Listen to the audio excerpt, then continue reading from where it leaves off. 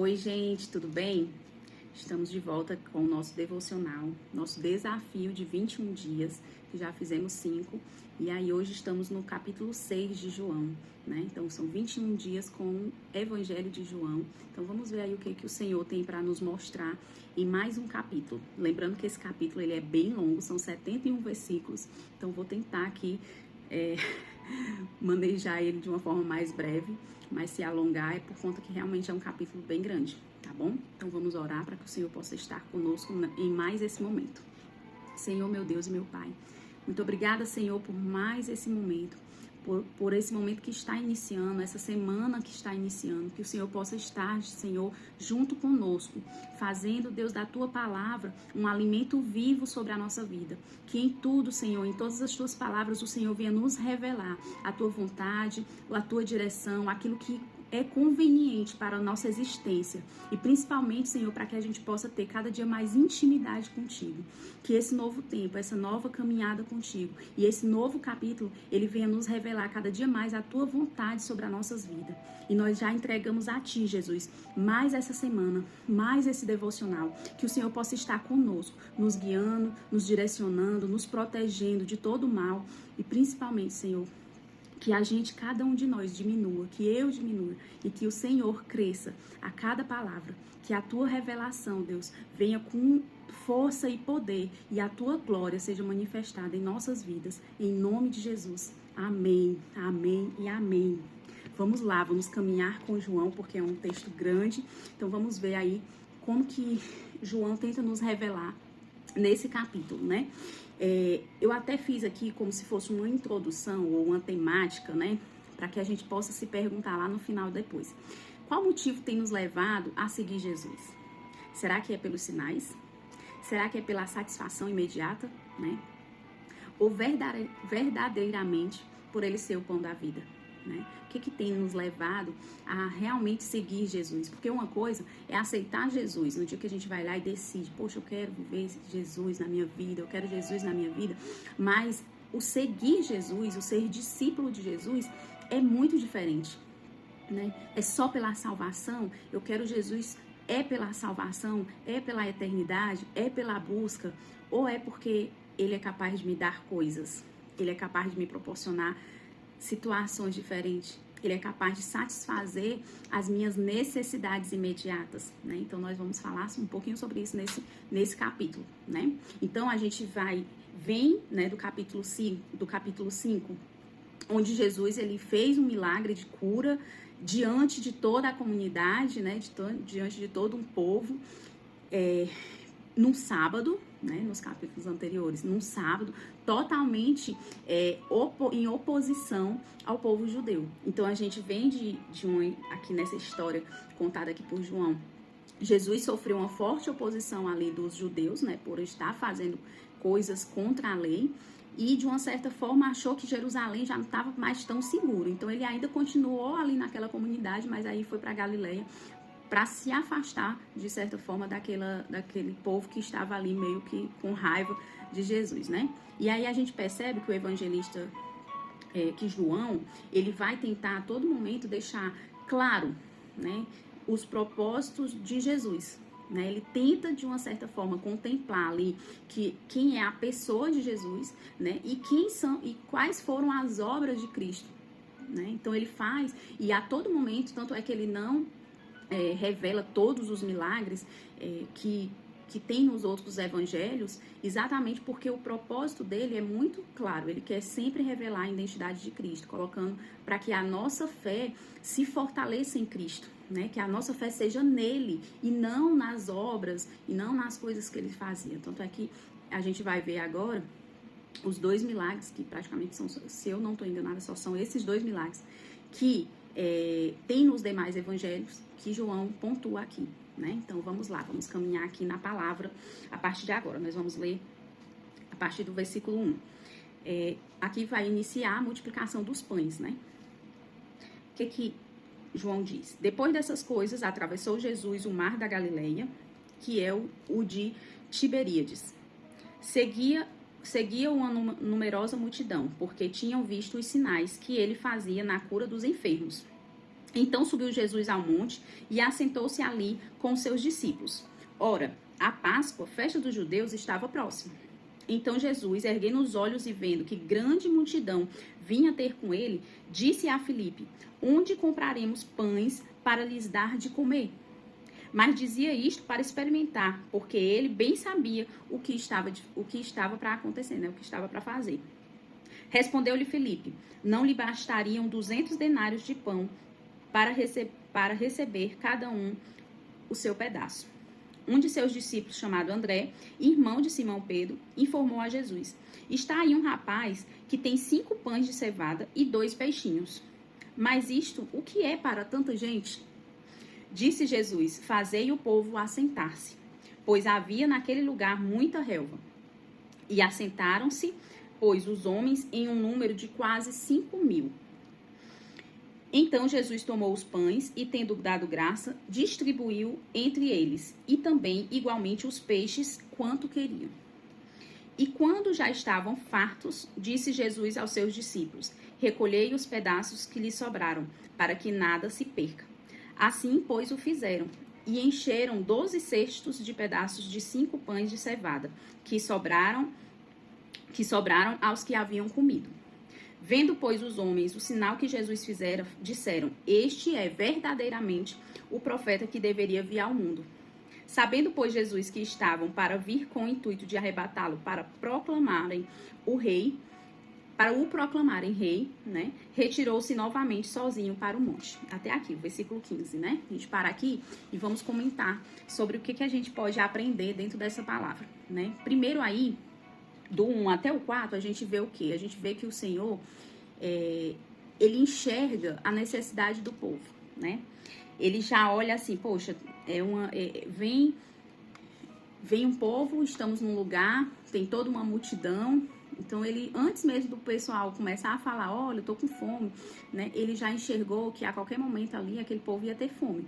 E onde é que tinha para comprar? Quem é que ia ter o dinheiro para comprar? Será que tinha lugar perto para comprar, né? Acredito que não. Então, inicialmente, a gente vê o Senhor, ele já tendo esse olhar sobre o todo. E isso a gente leva também muito para a nossa vida. Às vezes a gente enxerga assim, pensa que o Senhor não está vendo as minhas necessidades. Por quê? Porque eu não estou orando, porque eu não estou buscando, porque eu não estou indo atrás dele, ou então porque eu estou só de longe, mas o Senhor, ele está vendo, ele está enxergando tudo, né? Então, inicialmente, a gente vê uma necessidade a ser suprida, né? Então, as pessoas, elas estavam ali por quê? Elas estavam ali porque elas viram o Senhor fazendo vários milagres lá no tanque de Betesda, né? Nos enfermos, ele viu ele fazendo um milagre que foi público. E aí, esse povo começou a seguir Jesus. Então, eles não buscavam Jesus porque eles tinham uma fé genuína em Jesus, como Filho de Deus. Eles o buscavam porque ele era um operador de milagres, né? Inicialmente, esse povo começou a ir atrás de Jesus porque começou a ver os milagres, começou a ver as curas e enxergaram, poxa, eu vou seguir esse homem, porque ele verdadeiramente é um homem de Deus. Mas, inicialmente, não enxergavam ainda como Filho de Deus, né? Simplesmente era alguém que iria suprir as necessidades imediatas. Aí lembra que eu perguntei bem no início, né? Será que a gente está buscando o Senhor pelos seus sinais, pelos seus milagres, né? Por ele suprir as nossas necessidades imediatas, né? Ou verdadeiramente por quem ele é, né? A gente por ele ser o Filho de Deus, né? Mas ainda assim, mesmo sabendo que esse povo estava lá, simplesmente porque eles viram Jesus fazendo milagres, o Senhor, ele teve compaixão desse povo, né? Nos demais evangelhos, fala mais um pouquinho sobre esse povo que seguiu Jesus, que fala também que alguns eram seguidores de João Batista e que nesse momento aqui eles tinham ido para mais distante também porque tinha acontecido a morte de João Batista, né? E aí esse povo meio que eram ovelhas perdidas, sem pastores, né? Então, assim, muitos deles eram discípulos, seguidores de João Batista e estavam sem pastor porque o João Batista tinha sido morto, né? Então, aqui, o Senhor nos ensina que Ele se importa com a nossa necessidade. Mesmo quando nós o buscamos apenas por isso, Ele também se importa. Ele não deixa a gente assim, sozinho nessa caminhada não, sabe? Mesmo assim, Ele tá realmente olhando por nós. Aí outro ponto que a gente vê é que o Senhor, ele tem uma visão a ser compreendida, né? Antes de tudo, Jesus, ele decidiu suprir essas necessidades, mas lá na frente, quando ele começou a receber os argumentos ali, que ele perguntou, então, o que nós vamos dar de comer para esse povo, né? Ele testa um pouquinho também a fé dos seus discípulos. Aqueles que eram mais próximos a ele tentou avaliar. E aí, tanto é que a palavra diz que ele testa, né? Respondeu-lhe Filipe, ele fala com Filipe, e ele diz, né, no versículo 6, ele fala para experimentar, né, Filipe, para testar a fé dele, né? Então, muitas vezes, tem coisas que acontecem na nossa vida, porque o Senhor tá também querendo experimentar a nossa fé. Será que essa filha tem tanta fé mesmo? Né? Então, assim, às vezes tem situações difíceis que a gente passa, às vezes uma situação nova que está acontecendo na sua vida, pode ser o Senhor também trabalhando e testando a sua fé, testando até onde vai a sua crença de que Ele é o provedor da sua vida, de que Ele pode transformar, né? Até onde vai a sua fé? Será que a gente não está aqui, ó, no lugar igual o Filipe, achando que nada vai acontecer, né? E aí ele fala o quê? Que Filipe, ele detentou ali do cálculo, né? Fez um cálculo ali imediatamente. Olha, Senhor, nem 200 denários daria para satisfazer aí a necessidade de alimentar todo esse povo, né? E ele já diz logo, Jesus, você não tem esse dinheiro não, né? Então ele era bom de cálculo, mas ele ficou reprovado na fé, né? Muito bom ali de cálculo, mas a fé dele estava pequena. Como ele, diante de vários milagres que ele já tinha visto Jesus fazer, ele ainda não olhou e disse assim, Senhor, mas o que é isso aqui para a tua bondade? O que é isso aqui para aquilo que o Senhor pode fazer? Os milagres que o Senhor já fez, né? Então, assim, de uma certa forma, caminharam com Jesus, mas ainda não tinham essa fé tão absoluta, né? Outro ponto que a gente vê, que a gente enxerga, na verdade, que o que eles tinham, né, era pouco e era insuficiente. Quando ele fala lá, André fala, né, que, eu tenho aqui um rapaz que tem 5 pães e 2 peixinhos. Mas o que é isso para esse povo, né? O que é isso? Então, às vezes, a gente olha para a nossa vida também e vê assim, Senhor, eu sou novo convertido, ou então eu até sou veterano aí na fé, nasci na fé, mas o que eu tenho, o que eu carrego ainda é pouco, ainda é insuficiente, mas para o propósito do Senhor é o que basta, né? Então, às vezes, nós limitamos o poder de Deus na nossa vida, principalmente para fazer a obra do Senhor, né? Aqui os discípulos caminhavam com Jesus, ele poderia dizer assim, Senhor, eu tenho aqui 5 pães e 2 peixinhos, mas eu sei que o Senhor pode fazer um milagre. Eles já tinham visto o milagre de Jesus transformar água em vinho, eles já tinham visto curar, né? Já tinham visto ele conversando com a mulher samaritana e fazendo de uma certa forma, gerando nela um testemunho que outras pessoas foram alcançadas através do testemunho dela. Enfim, então eles já tinham visto dentro desse livro, né? Fora as outras coisas que com certeza eles viram por fora. Então, dentro desse livro de João, eles já tinham visto várias coisas, mas diante da pequenez, da mentalidade de achar que era pouco, que era insuficiente, não viram o propósito do Senhor. E às vezes o Senhor está olhando para a nossa vida e o que você tem é pouco. Eu ainda não conheço muito de Deus, eu ainda não conheço muito de Jesus, não sei muito da Bíblia, eu ainda não conheço muita coisa, mas o pouco que você tem para o propósito de Deus é muito, é o suficiente. Então que a gente possa viver a obra do Senhor nesse pensamento, né? Outro ponto que tem aqui, quando olhamos para essa insignificância de recursos, né, e diante dos grandes desafios, muitas vezes a gente fica desesperado, né? A gente olha e diz assim, eu não tenho, me falta recurso, me falta oportunidade, me falta tanta coisa, e diante da minha pequenez que eu tenho, eu fico desesperado e eu não sei o que fazer, que é mais ou menos o que os discípulos começaram a ficar, eu não sei o que fazer. E aí, lá na frente, a gente vê o que o Senhor diz, lá no versículo 10, né? Ele diz, quando ele sabe que tem esses 5 pães e esses peixes, né? Ele diz assim, fazer o povo se assentar. Ele não disse assim, vou fazer aqui um milagre. Não, ele só disse assim, Peça para o povo se sentar, organize esse povo. Então, quando o Senhor vai operar na nossa vida, ele não quer também uma bagunça, não. Ele exige uma organização humana. Que a obra de Deus, ela é com ordem e com decência. Então, que a gente possa nos organizar também. Organizar, o que eu tenho é isso aqui, então eu vou deixar bem organizado para o Senhor operar, para o Senhor fazer os seus milagres, para o Senhor fazer os seus feitos, né? Então, que a gente possa fazer toda a diferença. O outro ponto é a multiplicação generosa e necessária. O Senhor, ele nos mostra que ele poderia ter multiplicado só para realmente alimentar esse povo, mas o Senhor, ele fez de uma forma generosa e necessária, dentro das necessidades dele, mas de uma forma generosa. Mas ele pontua também que não é que porque tem fartura que ele vai autorizar o desperdício. Então, o que ele faz? No final, ele diz para os discípulos, vá lá e recolha tudo que sobrou, né, para poder não desperdiçar, para que não haja desperdício. Por quê? Porque desperdício, gente, é pecado, né? Então a gente precisa entender que tudo é com ordem, tudo é com organização. A obra de Deus para ser feita com cuidado, com zelo, mas também porque o Senhor vai operar milagre, então o Senhor vai me dar sobrando, então por conta que o Senhor me dá sobrando, eu vou sair aí, gastando sem medida ou sem propósito, desperdiçando aquilo que o Senhor traz. Então muitas vezes você tem, vamos supor, um bom salário, porque o Senhor abençoou com um emprego bom, então que você faça disso coisas boas, você não vá sair por aí, desperdiçando dinheiro, comprando coisas desnecessárias, enfim, que a gente possa olhar para essa palavra também com esse olhar de que eu preciso zelar por tudo que o Senhor coloca nas minhas mãos, né?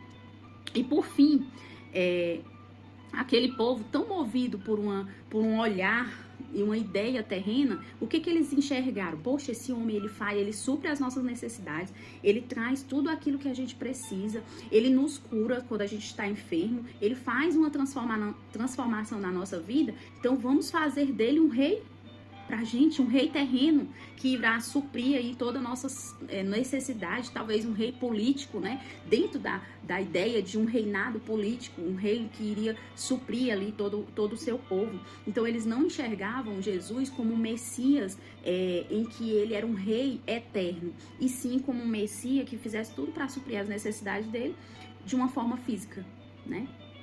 E eles tinham em Jesus uma esperança infundada, totalmente fora do propósito do Senhor na nossa vida, né? Totalmente fora do propósito que Jesus veio para essa terra, né? Então, olha que 15 versículos, o quanto que a gente pode aprender, né? O quanto que tem de um olhar diferenciado sobre essa palavra. Mas vamos seguir aqui, versículo 16.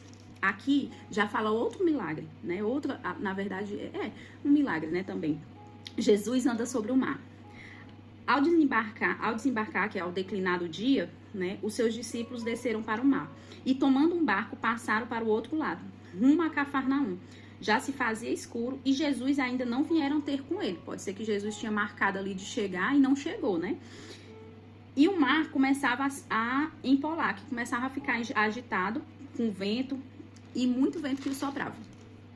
Tendo navegado uns 25 a 30 estádios, eis que viram Jesus andando sobre o mar, e aproximando-se do barco, ficaram possuídos de temor. No versículo 20, mas Jesus lhe disse, sou eu, não tem mais. Então, eles de bom grado o receberam, e logo o barco chegou ao seu destino. Né? Eu vou resumir aqui, porque lá nos demais evangelhos é bem explicada essa parte dos milagres, que aí fala de Pedro, né? Mas eu vou entrar realmente só aqui dentro do que o João fala. Em resumo, o que ele quer dizer? Que mesmo quando Jesus parece demorar na nossa vida, né? Eles olham aqui, nossa, já deu a hora aqui, final do dia e Jesus ainda não chegou. Às vezes você está olhando para as situações na sua vida que você está dizendo, Senhor, já está passando do tempo e não chegou, eita Deus. Já está passando da hora, né? O Senhor está atrasado e ainda não deu certo, né? Então, mesmo quando Jesus parece demorar, quando as circunstâncias fogem do seu controle, no momento aqui, que começou o mar ficar enfurecido, né? O vento soprando, que é mais ou menos quando a circunstância foge completamente do nosso controle, quando o medo é infundado, né? Quando o medo começa a criar raiz no nosso coração, a gente começa a duvidar, muitas vezes, das promessas de Deus ou daquilo que Deus já verdadeiramente falou conosco, ou que a gente enxerga que é possível acontecer, né? Quando o medo ou a incerteza começa a invadir o nosso coração, o Senhor Jesus, ele vem com refrigério, né? E ele aquieta a nossa alma aflita, né? Os discípulos estavam ali todos aflitos, aí de repente eles olham, vem Jesus, e aí Jesus diz assim, não tem mais. E aí o Senhor está falando para mim, para você, nesse momento aqui de devocional, não tem mais. Não precisa ficar atribulado. Aquieta a sua alma. Jesus chega e a alma fica quieta. Por quê? Porque os discípulos falam, né? Então eles de bom grado o receberam e logo chegaram ao seu destino. Então quando Jesus vem, quando a gente começa a caminhar com Jesus, quando Jesus está conosco, sempre chegamos no nosso destino. Sempre chegamos naquele lugar que o Senhor já determinou para a nossa vida. Pode demorar, pode ter tribulação, pode ter vendaval, pode ser que as circunstâncias sejam assim, tenebrosas, pode ser que a gente não esteja desacreditado ou com medo de que o tempo está passando e nada está acontecendo. Mas quando estamos com Jesus, o final é certo, né? Então a gente chega no destino final. Mais um ponto aí, ó, aprendendo. Vamos lá, versículo 22.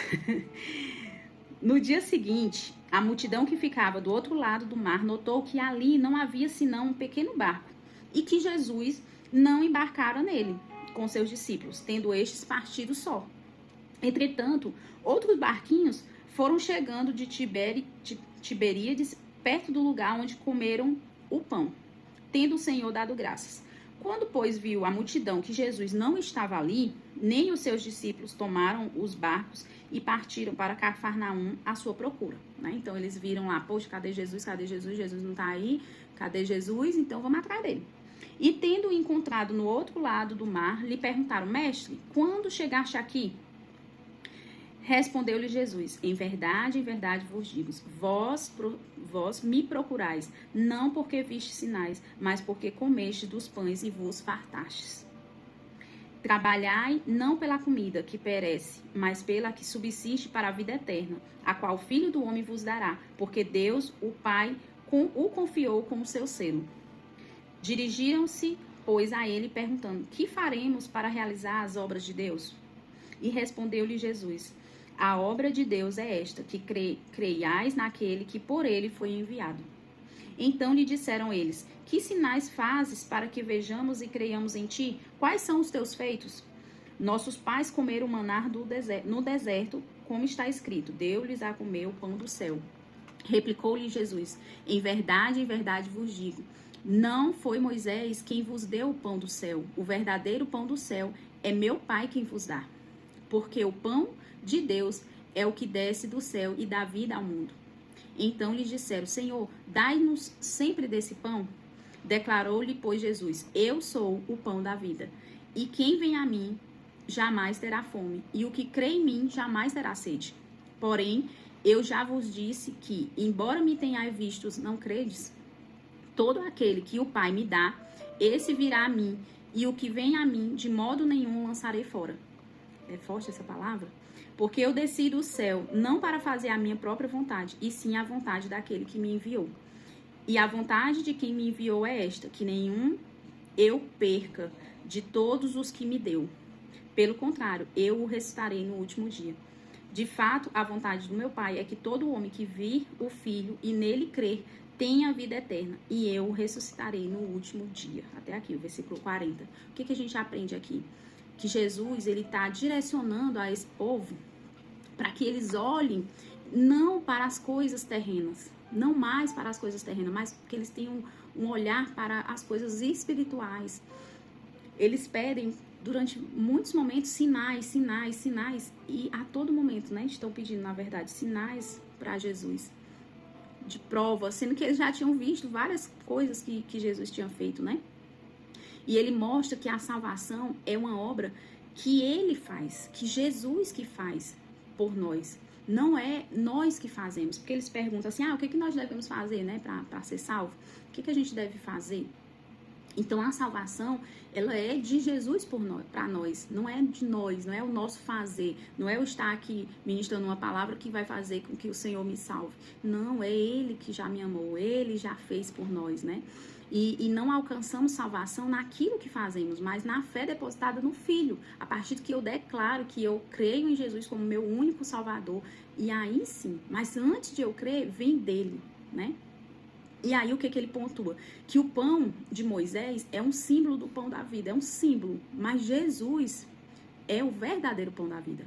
O pão lá que Moisés, na época de Moisés, né, que Deus mandava, era um pão imperfeito, porque ele estragava no tempo, fora do tempo, né?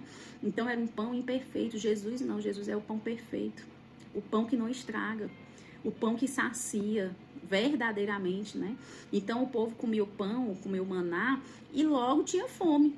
No dia seguinte, se não viesse maná do céu de novo, esse povo morria de fome, né? E já com o pão do céu, que é o pão Jesus, a gente se alimenta dele e a gente é saciado, né?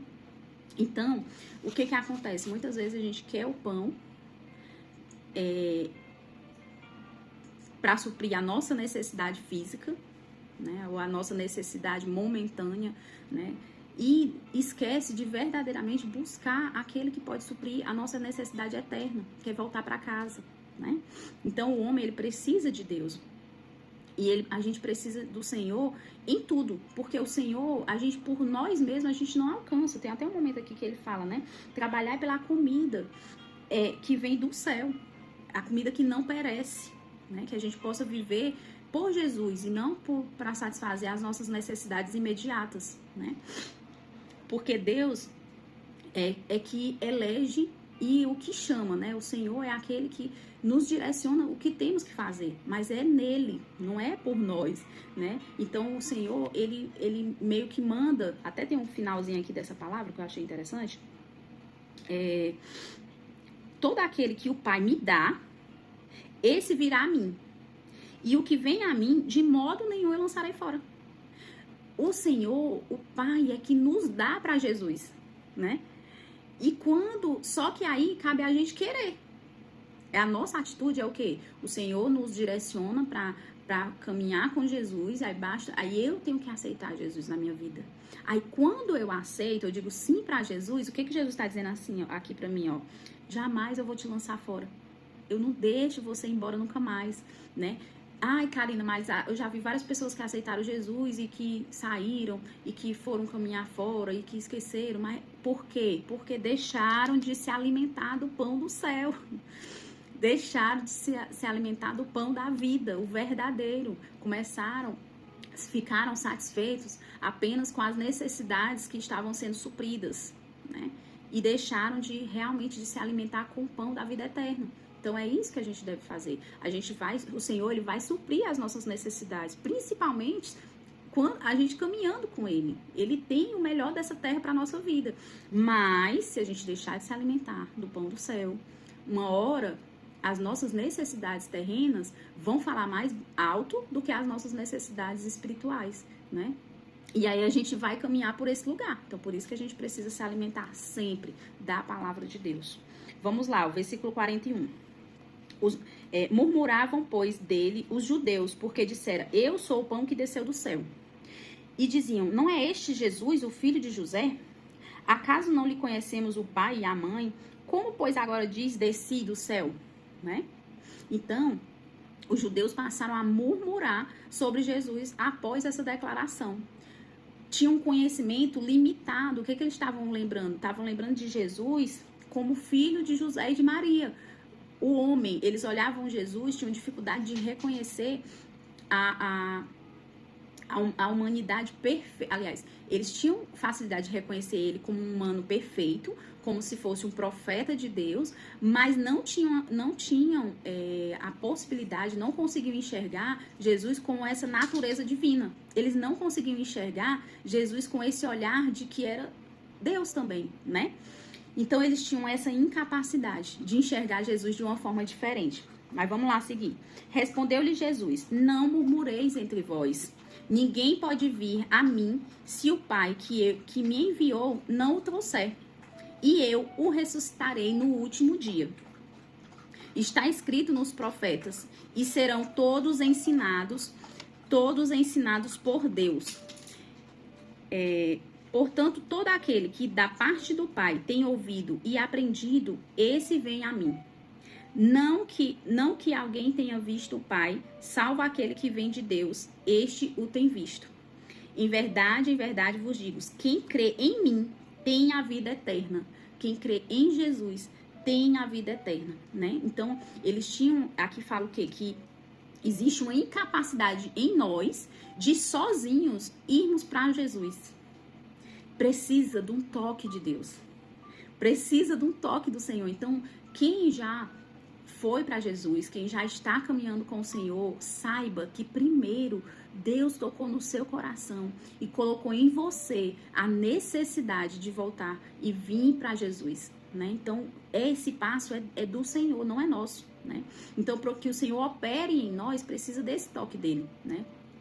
E aqueles que o Pai leva a Jesus estão seguros, mas seguros se nele crê, né? Que é o que ele diz, se você crê em mim, ainda que morra, vai ter a vida eterna, né? Então, se você crê em mim, tem a vida eterna.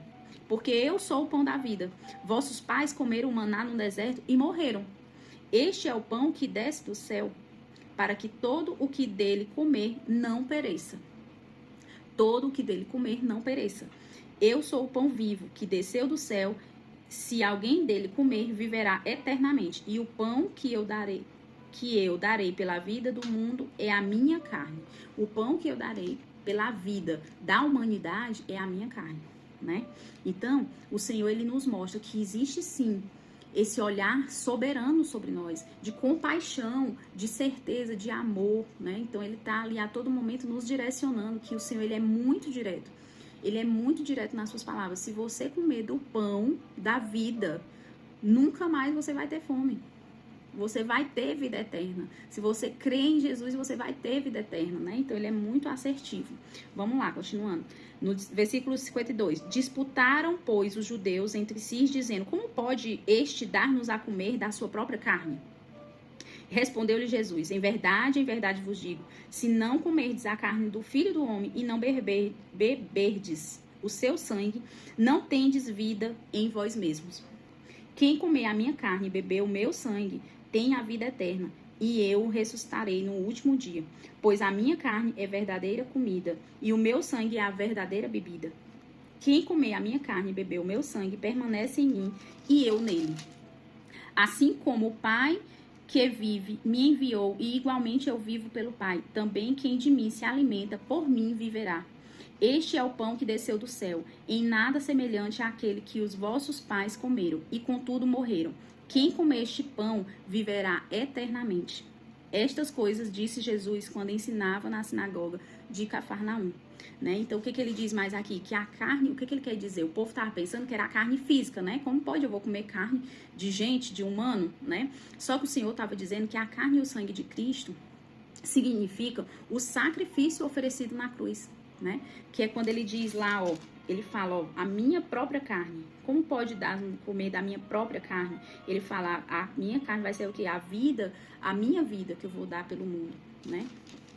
Então, é preciso ter uma experiência pessoal e íntima com Jesus para que você consiga entender sobre as coisas espirituais que Jesus fala, né? Uma promessa, ele nos fornece uma promessa segura, a promessa de vida eterna. Um lugar que não tem mais, não vai ter muitas coisas que tem hoje na terra, não vai ter dor, enfim, que a gente vai viver para sempre ao lado dele, né? E a ressurreição é garantida. Mesmo que a gente morra, quando Jesus voltar, a nossa ressurreição vai ser para ir para o céu com ele, nosso espírito junto com ele, né? Então, ele fala, né, que lá o maná, quando era distribuído, o povo ainda tinha fome. E todos aqueles que comeram do maná morreram. Só que aquele que come do pão da vida vive para sempre. Ah, cara, mas é o nosso corpo aqui que vive? Não, é o nosso espírito que vai... A carne vai morrer, claro que se Jesus voltar e a gente já tiver morto, a carne morreu, mas o espírito fica vivo, né? E vai para casa com o Senhor. E aí, vamos lá, finalizar. Versículo 60. Os discípulos ficam escandalizados. Então, muitos dos seus discípulos, tendo ouvido tais palavras, disseram, duro é este discurso, quem pode ouvir? Duro esse discurso, às vezes a gente vai ministrar uma palavra, as pessoas dizem, nossa, essa palavra de exortação também, essa palavra foi muito dura. Porque as pessoas querem só o leve do Senhor, só o amor, só as coisinhas boas, né? Só que o Senhor também é essa correção, né?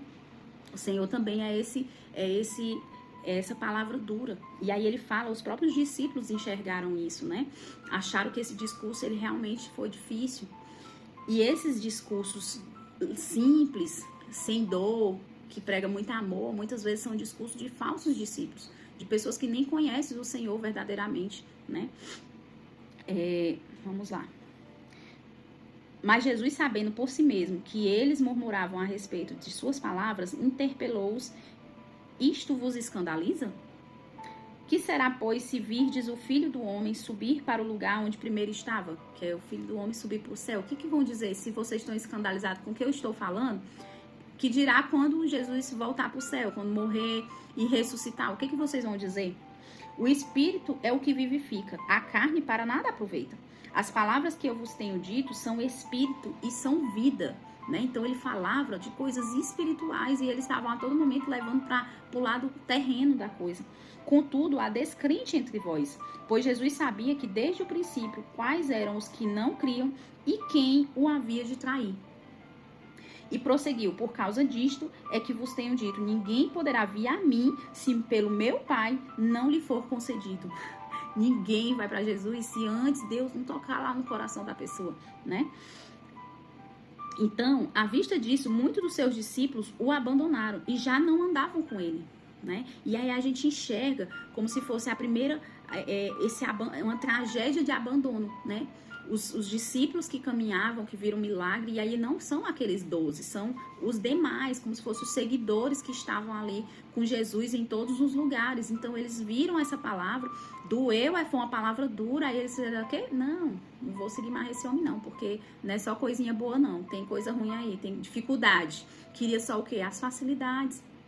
Queriam só as bonanças, só os milagres, queriam só as curas, queriam ver só as suas necessidades sendo supridas, mas não queriam pagar o preço de viver com Jesus. Não queria se indispor ou deixar algumas coisas de lado, né? Então, o que a gente vê? A gente vê uma decepção deles com Jesus, achando que seria só, né, coisinha fácil. Decepção de Jesus com esses seguidores, com esses discípulos que o abandonaram. A gente enxerga uma descrença, porque eles criam apenas até certo ponto. Quando Jesus começava a falar que era o Filho de Deus, tal, eles já não criam mais. E existia esse abandono, né? Eles olharam para aquilo ali e abandonaram o barco mesmo, abandonaram a seguir Jesus e caminhar com ele. Então perguntou Jesus aos 12: porventura quereis também vós outros retirar-vos? Vocês, discípulos, assim, os 12, querem também ir junto com esse povo? E respondeu-lhe Simão Pedro: Senhor, para quem iremos, se tu tens a palavra de vida eterna? E nós temos crido e conhecido que tu és o Santo de Deus. Replicou-lhe Jesus: não vos escolhi eu em número de 12? Contudo, um de vós é o diabo. Referiram-se ele a Judas, filho de Simão Iscariotes, porque era quem estava para traí-lo, sendo um dos 12. E aí a gente vê, decepção novamente de Jesus, que já sabia que ali, dentre os 12, estaria aquele que o trairia. E ele diz, é do diabo, né? Então, ele tem lá uma pergunta confrontando aqueles que estavam mais próximos, né? Se Jesus chegar pra gente hoje e perguntar, e aí, você quer ir embora? Ou você vai aguentar a peleja que é caminhar com Jesus? As renúncias que nós fazemos quando caminhamos com Jesus. Porque facilidades tem algumas, mas tem muito mais renúncia. Tem muito mais coisas que a gente vai ter que deixar, que a gente vai ter que abandonar em prol de fazer a vontade do Senhor. E não é porque Jesus é ruim. Não, é porque a nossa natureza é que é ruim. E quer coisas ruins, coisas que não edificam, coisas que não são boas para a nossa vida, mas que a nossa natureza pecaminosa quer caminhar. Então, o que Jesus está fazendo? Olha, a sua natureza quer coisas ruins, que não vão lhe levar para um bom caminho.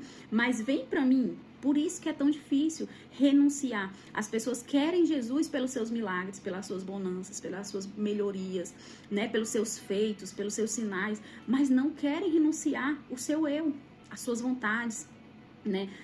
Os seus pecados, não querem renunciar às coisas do mundo, né? Então a gente vê aqui, ó, Jesus confronta os seus discípulos mais próximos. E vocês não vão com eles, não?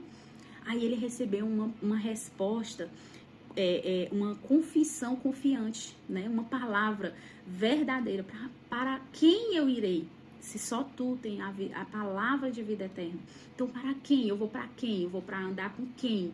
Vou ser discípulo de quem? Se ele é que tem a palavra de vida eterna, né? Então, que a gente possa também ter esse olhar.